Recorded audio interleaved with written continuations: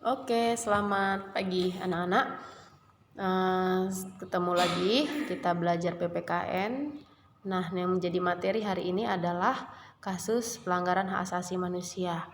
Nah, ini masih tetap materi di bab 1. Sebelumnya kalian sudah mempelajari mengenai pengertian hak asasi manusia dan ciri-cirinya seperti apa. Kalian sudah pelajari ya sebelumnya. Dan kali ini materinya itu tentang kasus pelanggaran hak asasi manusia, gitu ya. Nah, pelanggaran HAM ini disebabkan oleh faktor-faktor sebagai berikut: faktor internal dan faktor eksternal. Faktor internal itu seperti apa? Faktor internal itu adalah dorongan untuk melakukan pelanggaran HAM yang berasal dari diri pelaku pelanggar HAM. Di antaranya adalah sikap egois atau terlalu mementingkan diri sendiri. Dan yang kedua, rendahnya kesadaran HAM. Yang ketiga, sikap tidak toleran. Nah, contoh seperti apa sikap egois atau terlalu mementingkan diri sendiri ini? Nah, ini ketika kita masing-masing manusia itu punya rasa ego ya. Namun kalau egonya itu terlalu tinggi, nah over, maka akan terjadi pelanggaran gitu ya. Sikap egois itu banyak terjadi ya, terjadi di antara kita, pastinya di lingkungan kita, di keluarga, di masyarakat, pasti banyak sikap egois ini.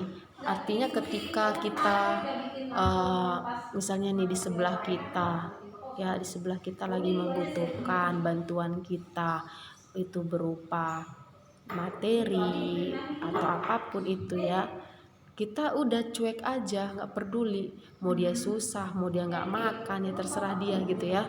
Jadi kita bodoh amat, nah gitu aja. Tidak peduli dia mau sakit mau apa, nah itu egois.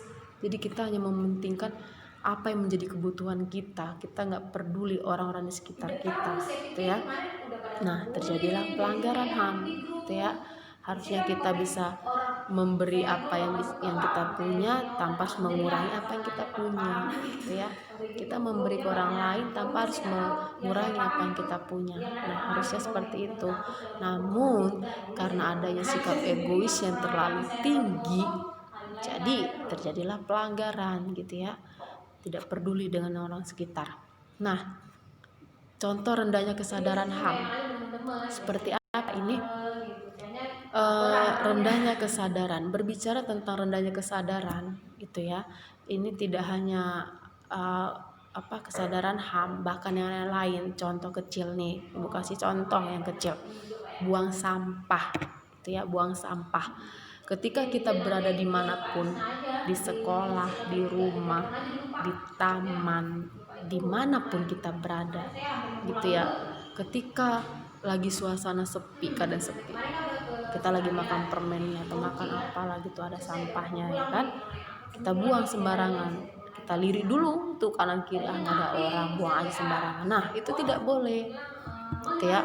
Dimanapun kita berada, yang namanya buang sampah udah disediakan tuh, namanya tong sampah, di mana-mana ada itu, selalu tong sampah, buanglah pada tempatnya gitu ya, jangan buang sembarangan. Yang kita ketahui, sembarangan buang sampah itu bisa mengakibatkan berdampak negatif gitu ya, dan ujung-ujungnya ya kita juga yang rugi gitu ya. Jadi itu salah satu contoh kecil rendahnya kesadaran buang sampah itu. Nah, itu contoh kecilnya. Kalian bisa cari contoh-contoh lain yang mengenai HAM gitu ya. Kalau yang mengenai HAM ini bisa aja buang sampah itu juga melanggar HAM ya, hak asasi manusia. Jadi misalnya kita buang sampah di lingkungan orang gitu ya. Nah, apalagi sampah-sampah yang bau-bau menyengat gitu ya. Orang tinggal di sekitaran situ nggak nyaman pastinya ya, bau gitu ya, terus nanti bisa tersumbat selokan, got dan lain sebagainya. Nah, itu juga udah melanggar hak asasi manusia. Tadinya dia bisa tinggal nyaman, tenang gitu ya, jadi nggak tenang karena ada bau-bau yang tidak sedap tadi gitu. Terus ya sikap tidak toleransi gitu ya. Toleransi bisa menghargai orang-orang yang beragam di sekitar kita. Contoh, kita Indonesia kan beragam suku, budaya, agama gitu ya. Banyak budaya-budaya suku agama di Indonesia ini. Nah, kalau nggak ada sikap toleransi, misalnya ini ya, kalian sebagai pelajar di kelas gitu ya, di kelas ada agama Hindu, ada agama Buddha, Islam, Kristen gitu ya. Terus sukunya ada yang Betawi, ada yang Sunda, ada yang Jawa, ada yang Batak. Ini satu kelas nih contoh. Nah, ketika misalnya nih, ketika ada satu teman kita yang kemalangan, suku Jawa, agama Islam misalnya gitu ya.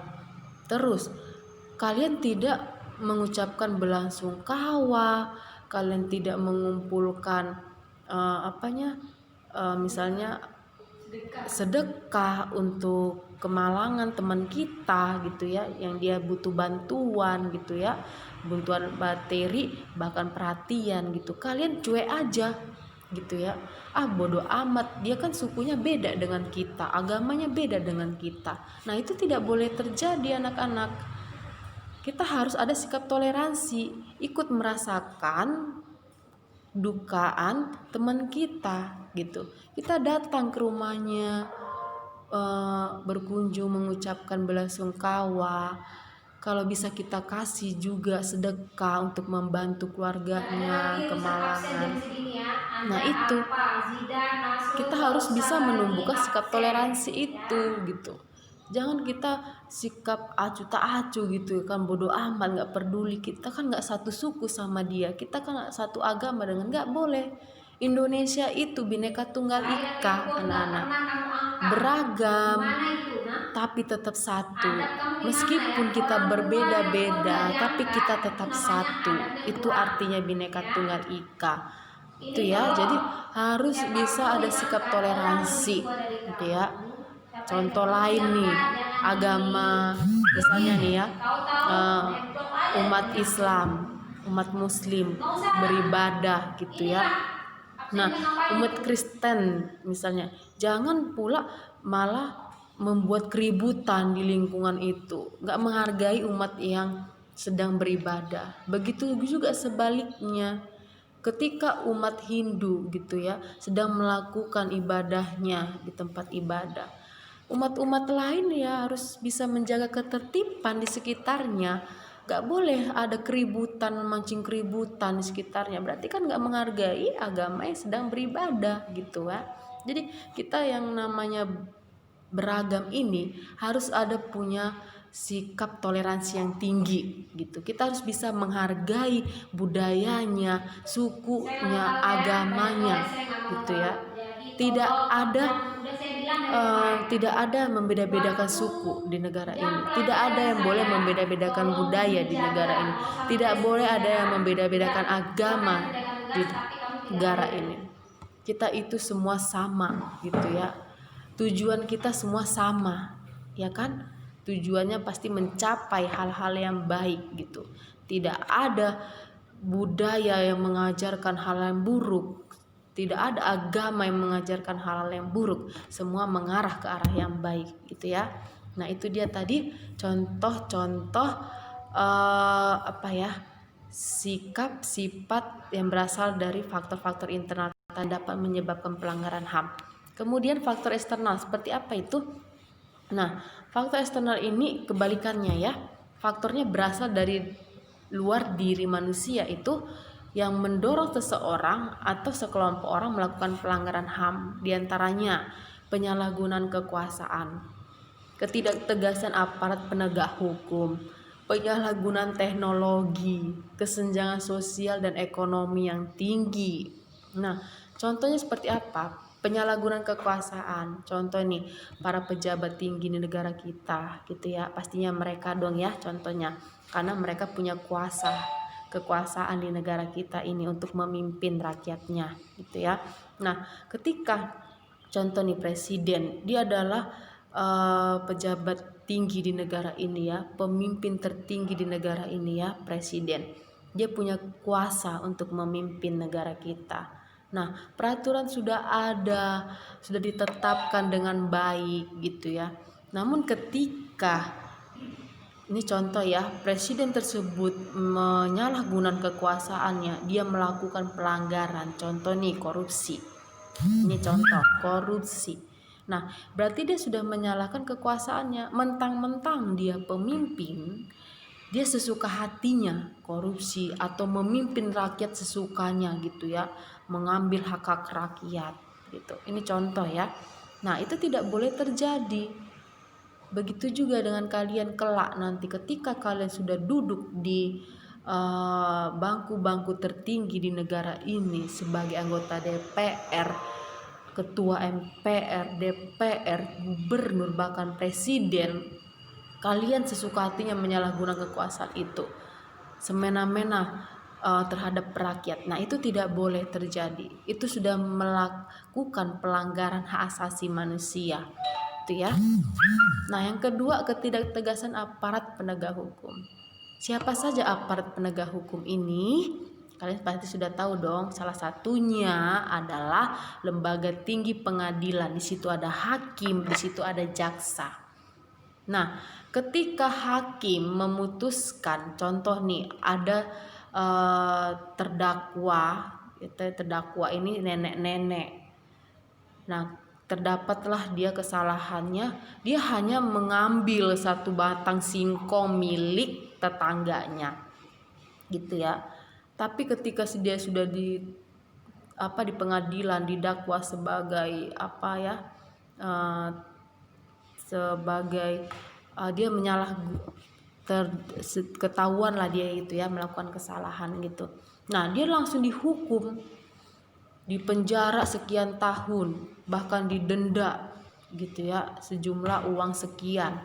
Sementara ada tuh terdakwa, dia sudah diadili gitu ya di kasusnya apa misalnya korupsi, dia hanya dipenjara berapa bulan, didenda pun nggak banyak gitu ya. Nah, di situ kita bisa melihat bahwa si penegak hukum ini tidak tegas gitu ya.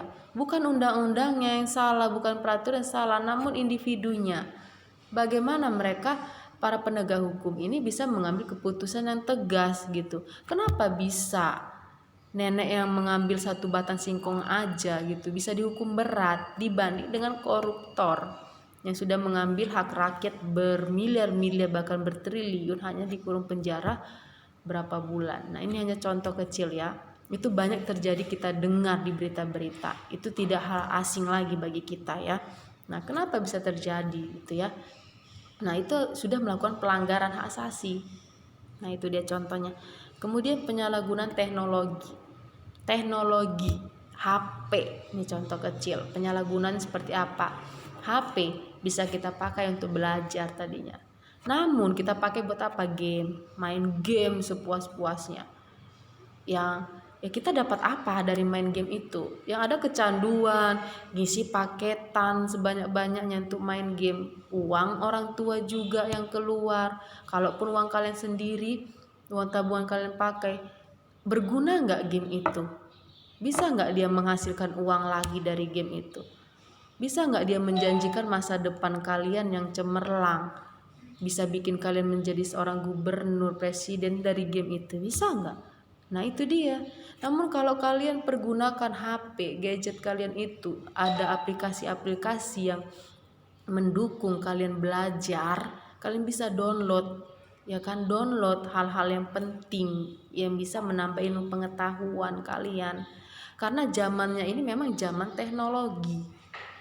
Tapi zaman teknologinya itu mengarah ke hal yang positif, bersaing dengan dunia-dunia luar. Banyak anak-anak gitu ya. Banyak, kita harus bayangkan di luar sana banyak saingan. Mereka sudah bisa, misalnya anak SD di Jepang nih contohnya ya. Mereka udah bisa bikin robot. Robot ini bisa bekerja. Bisa kita perintahkan diambil apa, ambil apa. Nah, itu contoh kecil. Di negara maju ya, negara maju itu pasti mereka yang namanya teknologi sudah memanfaatkan dengan semaksimal mungkin. Nah, bagaimana dengan negara kita, Indonesia? Kalau kita menyalahgunakan teknologi ya kita nggak akan berkembang, tidak akan maju-maju. Namun kalau kita mempergunakan teknologi yang ada sebaik-baiknya untuk belajar, menambah ilmu pengetahuan dan sebagainya, kita pasti akan maju. Dari diri kita maju, berkembang, kita bisa membawa nama baik keluarga, bahkan nama bangsa, mengharumkan nama bangsa. Nah, itu dia ya. Terus yang keempat, kesenjangan sosial dan ekonomi yang tinggi. Nah, ini juga sering terjadi di Indonesia, di tengah-tengah lingkungan kita. Contoh kecil nih, contoh ketika kita mengantri di kelurahan, mengambil KTP, ini contoh ya. Nah, di situ yang ngantri kan beragam ya orangnya. Ada yang kalangan bawah, menengah, atas gitu ya. Nah, ketika para petugas di kelurahan itu melihat, kan bisa terlihat dong ya dari pakaiannya gitu. Nah, sepertinya nih kaya nih, ada duitnya nih. Udah diduluankan orang-orang yang berada tadi, yang punya uang tadi, gak perlu ngantri, dikasih aja apa yang menjadi mereka butuhkan gitu ya. Sementara orang-orang yang tadinya tidak punya apa-apa, kalangan bawah, miskin lah ibu bilangnya, itu diasingkan dulu, ngantrinya paling belakangan aja gitu ya. Nah, itu tidak boleh terjadi di negara kita. Itu namanya udah terjadi kesenjangan sosial, terjadi pelanggaran HAM, hak asasi manusia. Harusnya dia bisa mengantri di awal, udah dapat dari tadi ya apa yang dia inginkan, dia bisa jadi mendapatkan belakangan. Nah, itu tidak boleh terjadi. Itu tidak boleh terjadi di negara kita. Sama rata, apa yang menjadi kebutuhan masyarakat itu harus benar-benar dilayani. Apalagi petugas-petugas pelayan masyarakat ya, mau itu di kelurahan, mau itu di rumah sakit, maupun itu dimanapun itu lembaga-lembaga di negara kita ini, yang namanya sebagai pelayan masyarakat, layanilah masyarakat itu dengan baik dan benar. Nah, itu ya di contohnya. Nah, kemudian ibu di sini ambil contoh kasus pelanggaran HAM ya. Kasus pelanggaran HAM-nya itu kerusuhan Tanjung Priok yang terjadi tahun 1984, dan cukup lama banget ini. Nah, di situ ada kasus 24 orang tewas, 36 orang luka berat, dan 19 orang luka ringan. Nah, di sini hakim sudah memutuskan bahwa 14 terdakwa seluruhnya dinyatakan bebas. Mungkin diselidik mereka tidak ada terlibat kasus ini, jadi makanya bebas. Oke. Nah, itu contoh kasus pelanggaran yang ibu ambil. Nah, kalian silakan cari kasus-kasus pelanggaran yang lain yang pernah terjadi di Indonesia. Ibu rasa cukup banyak. Nah, itu yang akan menjadi tugas kalian untuk saat ini ya. Oke, sekian materi yang bisa ibu dapat sampaikan anak-anak. Semoga bermanfaat dan kalian bisa mengikutinya dengan baik. Tetap semangat belajarnya, meskipun kita masih tetap belajar di rumah secara online, pembelajaran jarak jauh, namun kalian harus menganggap ini adalah benar-benar yang kalian butuhkan gitu ya. Kalian belajar untuk mencapai cita-cita kalian. Itu saja pesan ibu. Tetap semangat dan tetap jaga kesehatan di rumahnya masing-masing. Oke, selamat pagi semuanya. Terima kasih.